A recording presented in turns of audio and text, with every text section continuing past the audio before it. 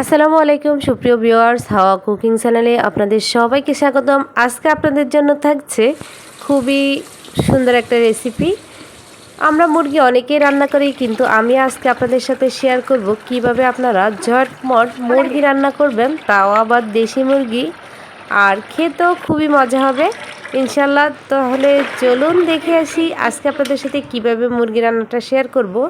সেই প্রসেস: প্রথমে মুরগির মাংস ধুয়ে এর মধ্যে আমি মশলাগুলো দিয়ে দিচ্ছি, যেমন রসুন বাটা, আদা বাটা, তারপরে কিছু গোটা মশলা ব্যবহার করছি, দারচিনি, জয়ত্রী, তারপরে স্টার অ্যানিস, তেজপাতা।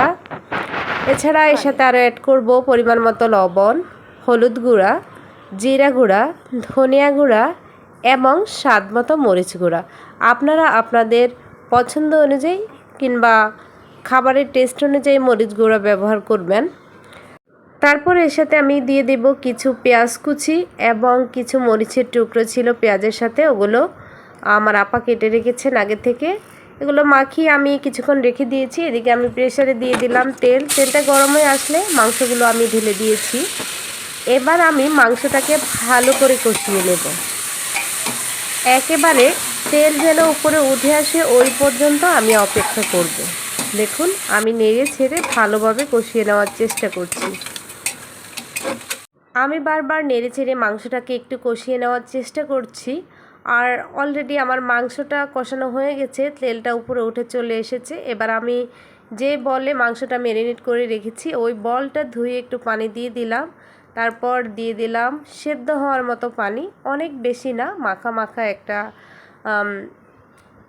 স্তর অনুযায়ী। তারপর প্রেসারের সিটিটা দিয়ে দিলাম। এবার আমি 4 থেকে 5টা সিটি দিব। তারপর আমি একটা পাতিলের মধ্যে মাংসটা ঢেলে নিব।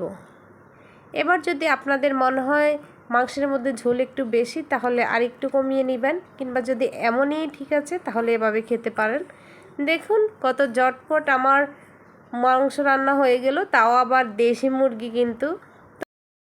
তো বন্ধুরা, রান্নাটা কেমন হয়েছে কমেন্ট করে জানাবেন। আর আমার এই দ্রুত প্রচেষ্টা যদি আপনাদের ভালো লেগে থাকে তাহলে অবশ্যই বাসায় অ্যাপ্লাই করতে পারেন। আর অবশ্যই হাওয়া কুকিং চ্যানেলের সাথে থাকবেন। আজ এই পর্যন্ত, অন্য কোনো দিন অন্য কোনো ভিডিও নিয়ে আপনাদের সাথে শেয়ার করব। আজ এই পর্যন্তই, আল্লাহ হাফেজ।